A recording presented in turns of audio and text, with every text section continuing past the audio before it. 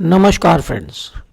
नया वर्ष 2024 आने को तैयार है और उसकी खुशी में पूरी दुनिया झूम रही है। और आज हम नव वर्ष के उपलक्ष्य में चर्चा करने जा रहे हैं सिंह राशि, कन्या राशि, तुला राशि और वृश्चिक राशि पर। इन 4 राशियों का विश्लेषण आप देखें और जानें कि आपकी कौन सी राशि है और आने वाला नया वर्ष आपके लिए क्या लेकर आ रहा है।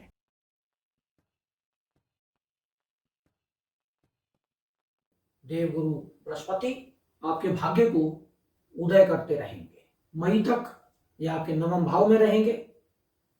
ऐसे में आपके मान सम्मान में वृद्धि होगी।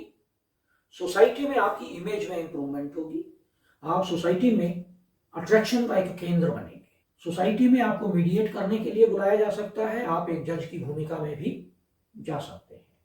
यदि आप संतान के इच्छुक हैं तो संतान की प्राप्ति हो सकती है। यदि आपकी संतान स्टूडेंट है, विद्यार्थी है, तो उससे आपको परफॉर्मेंस में बहुत अच्छी इंप्रूवमेंट देखने को मिलेगी। और मई के बाद जब देवगुरु बृहस्पति आपके 10वें घर में चले जाएंगे तो आपकी महत्वाकांक्षाएं आसमान पर होंगी, आपकी इच्छाएं आसमान पर होंगी। आप अपने कुटुंब से जुड़कर रहना चाहेंगे, धन अर्जित करना चाहेंगे। देवगुरु बृहस्पति आपको धन अर्जित करने के लिए प्रेरित करेंगे। आपकी वाणी में एक अलग प्रकार का अट्रैक्शन होगा और उस वाणी से आप अपने व्यवसाय में वृद्धि कर सकते हैं। आपके क्लाइंट्स आपकी ओर खींचे चले आएंगे। आपके सुख साधनों में वृद्धि हो सकती है। आपके रोग, ऋण और शत्रुओं से छुटकारा प्राप्त होगा। आपके रोग, ऋण और शत्रुओं का नाश होगा। आपके अंदर एक कॉन्फिडेंस जनरेट होगा, आत्मविश्वास होगा। सोसाइटी में मान सम्मान मिलेगा। जून और जुलाई के महीने में मंगल आपके 9वें और 10वें भाव में गोचर करेंगे। ऐसी स्थिति में आपका भाग्य उदय होगा। जमीन जायदाद खरीदने का आपको मौका मिलेगा। और जो लोग विदेश में सेटल हैं, विदेश में जाना चाह रहे हैं, तो उन्हें अक्टूबर से लेकर दिसंबर तक के महीनों में समस्याओं का सामना करना पड़ेगा। आपके प्रति कोई षड्यंत्र रचा जा सकता है। आप थोड़ा सावधानी बरतें। सप्तमेश का 7वां भाव में बैठना जीवन साथी के स्वास्थ्य में सुधार करता है। जीवन साथी आपके भाग्य उदय का माध्यम बन सकता है। उसका लाभ उठाने का आप प्रयास करें। विदेश जाने के योग बहुत अच्छे बनते हैं आपके। आप विदेश जा सकते हैं। साथ में आपको आलस्य भी घेर सकता है। मामा पक्ष से यानी आपकी मदर के जो छोटे भाई बहन हैं, उनकी तरफ से आपको कई प्रकार की समस्याओं का सामना करना पड़ सकता है। और यदि आप अपनी जमीन बेचना चाहते हैं तो उसमें आपको सफलता प्राप्त होगी। वाणी में आपकी कठोरता होगी, उसको थोड़ा आप कंट्रोल करने का प्रयास करें। सुख साधनों में कुछ कमी हो सकती है। एक्सीडेंट के योग बन सकते हैं, तो वाहन ध्यान पूर्वक चलाएं। और साथ में यदि आप 40+ यानी 40 साल से ऊपर की एज के हैं तो आपको यूरिन से संबंधित इन्फेक्शन हो सकता है, पाइल्स की प्रॉब्लम हो सकती है। ध्यान रखें, अपनी डाइट में थोड़ा कंट्रोल रखें। दांतों की समस्या दिखाई देती है, लेकिन पैतृक व्यवसाय में जो लोग इन्वॉल्व हैं उन्हें लाभ होगा। जितना परिश्रम करेंगे उतना लाभ मिलेगा।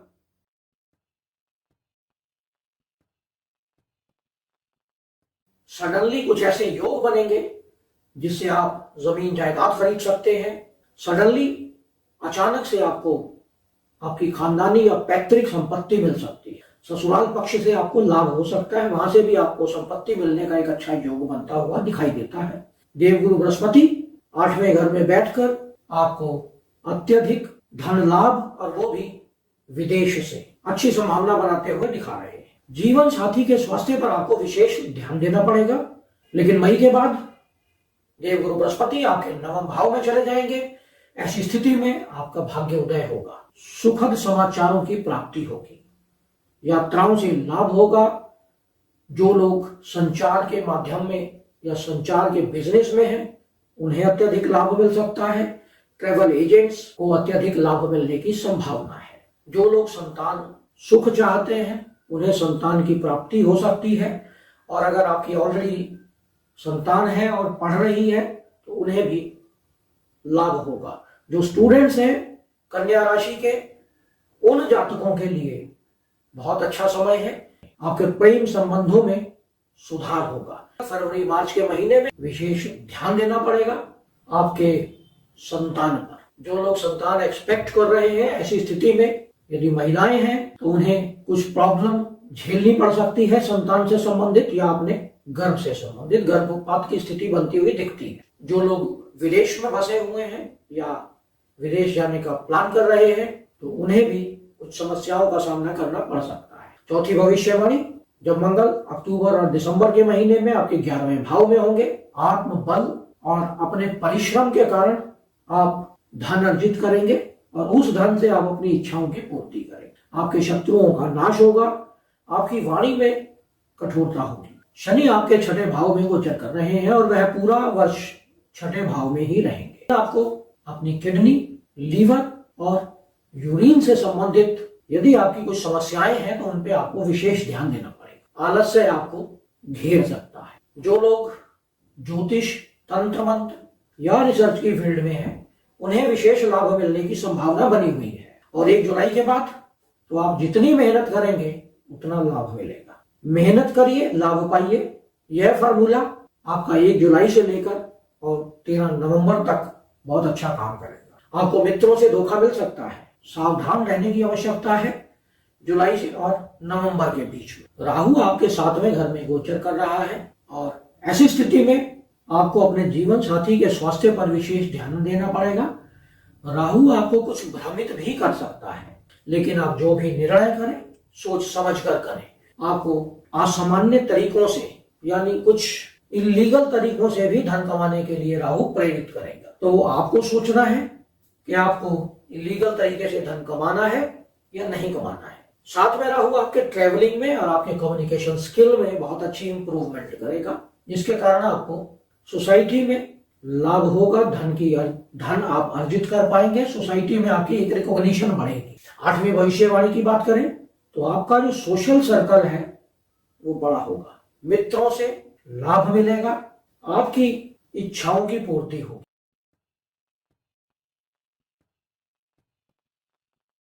तो देवगुरु बृहस्पति आपके 7म भाव में गोचर कर रहे होंगे। ऐसी स्थिति में आपके कॉन्फिडेंस में वृद्धि होगी, आपके मान सम्मान में वृद्धि होगी। आप अपने छोटे भाइयों के साथ बहुत अच्छे मधुर संबंध बना सकते हैं। मान सम्मान का बहुत अच्छा समय है। आपके लिए धन लाभ की स्थिति बहुत अच्छी बनी हुई है। सोशल और धार्मिक जो आपका नेटवर्क है उसमें बढ़ोतरी होगी। आपके साथ लोग और जुड़ेंगे। तीर्थ यात्राओं पे जाने का अच्छा योग बनेगा। जब देवगुरु बृहस्पति आपके 8म भाव में गोचर कर जाएंगे तो ऐसी स्थिति में आपके विदेश यात्राओं का योग बनता है। आपको पैतृक संपत्ति मिलने का एक बहुत अच्छा योग बना हुआ है। ससुराल पक्ष से आपके संबंध मधुर होंगे और मामा पक्ष से आपको शुभ समाचार की प्राप्ति होगी। मंगल फरवरी और मार्च के महीने में आपके 4th भाव में गोचर करेंगे, यानी उच्च की स्थिति में। सुख साधनों में आपके वृद्धि होगी। व्यवसाय के स्थान पर आपके यहाँ उग्रता हो सकती है। धन लाभ का बहुत अच्छा योग बना हुआ है। रेगुलर इनकम आपकी रेगुलर बढ़ती चली जाएगी और अप्रैल में जब मंगल आपके 6ठे घर में चले जाएंगे तो आपके रोग, ऋण और शत्रुओं का नाश होगा। लेकिन आपके जीवन साथी के स्वास्थ्य पे उतार चढ़ाव होगा। इसमें आपको विशेष ध्यान देने की आवश्यकता पड़ेगी। अक्टूबर दिसंबर के महीने में मंगल देव आपके 10म भाव में होंगे, यानी नीच अवस्था में। ऐसी स्थिति में व्यवसायिक स्थान पर आपकी उग्रता बढ़ेगी। आपके भीतर आपके फैमिली में भी उग्रता बढ़ेगी। आपके सुख साधनों में कमी होगी। जीवन साथी के स्वास्थ्य पर प्रतिकूल प्रभाव पड़ेगा।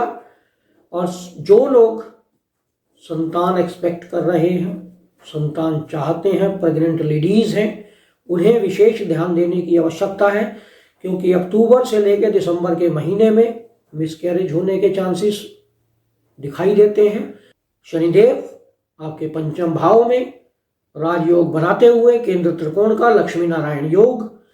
ऐसी स्थिति में आपको धन लाभ की बहुत मजबूत स्थिति दिखाई देती है। जीवन साथी के स्वास्थ्य में सुधार होगा। प्रेम संबंधों में प्रगाढ़ता या मधुरता बढ़ेगी।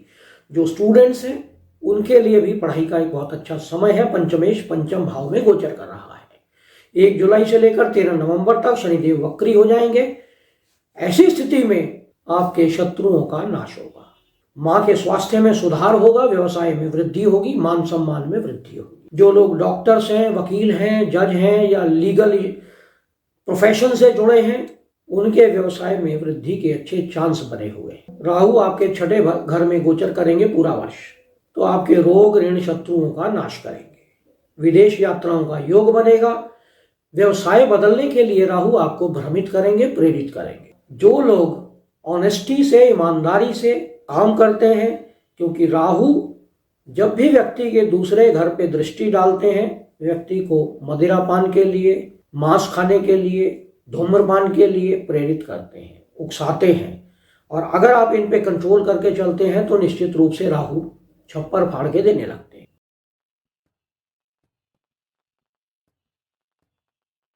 1 जनवरी से लेकर 1 मई तक डॉक्टर, वकील या जो लोग ब्याज पर पैसा देते हैं, उनके लिए अच्छा समय है।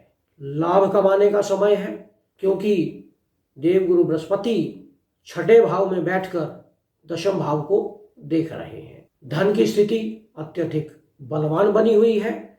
विदेश से धन कमाने का बहुत अच्छा योग है, लेकिन साथ ही आपको संतान पक्ष से कुछ निराशा हो सकती है।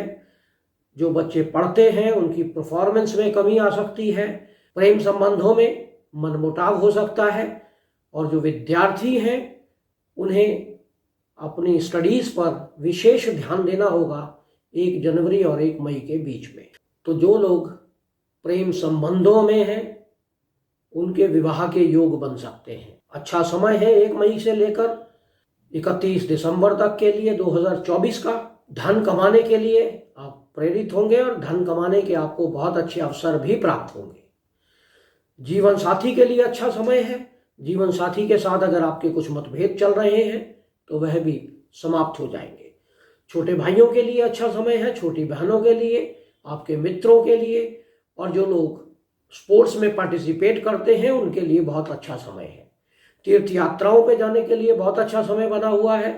फरवरी और मार्च के महीने में आपके पराक्रम में वृद्धि होगी। आपके कॉन्फिडेंस में वृद्धि होगी। आपको ट्रैवलिंग से लाभ मिलेगा। पिता से मतभेद हो सकते हैं, लेकिन आप अपने शत्रुओं पर विजय प्राप्त करेंगे। ऐसे समय में आपको व्यवसाय चेंज करने का मौका मिल सकता है। आप अपने पराक्रम के बल से, अपने कॉन्फिडेंस के बल से अपना व्यवसाय बदल सकते हैं। अप्रैल के महीने में संतान के लिए अच्छा नहीं है। जो महिलाएं चाइल्ड एक्सपेक्ट कर रही हैं उनके लिए समय थोड़ा ठीक नहीं रहेगा। एक्सीडेंट का योग दिखाई देता है, तो वाहन बहुत ध्यानपूर्वक चलाएं। ससुराल के साथ मतभेद हो सकते हैं। और अक्टूबर से लेकर दिसंबर का महीना आपके सुख साधनों में कमी लेकर आएगा। अगर आप विदेश जाने का प्लान कर रहे हैं तो उसको कुछ समय के लिए टाल दें, क्योंकि वहां पर आपको कुछ समस्याओं का सामना करना पड़ सकता है। शनि आपके 4थे घर में गोचर करेंगे पूरा वर्ष, तो आपको विशेष सफलताएं मिलने का एक अच्छा योग बना हुआ है। शश योग आपकी कुंडली में जो भी नेगेटिव प्रभाव हैं उनको समाप्त करेगा। मान सम्मान दिलाएगा। जो पॉलिटिशियन है या जो राजनीति में है उन्हें विशेष सफलता मिल सकती है। रोग ऋण शत्रुओं का आपके नाश हो सकता है। आपके व्यवसाय में वृद्धि हो सकती है और व्यवसाय चेंज करने का आपको एक बहुत अच्छा मौका मिलता है। 1 जुलाई को जब शनिदेव वक्री हो जाएंगे, जो स्टूडेंट्स हैं उनको विशेष ध्यान देने की आवश्यकता है अपने पढ़ाई के ऊपर। प्रेम संबंधों के लिए कुछ नेगेटिव टाइम है। विदेश यात्राओं के लिए अच्छा समय है और विदेश यात्राओं से लाभ पाने के लिए अच्छा समय है।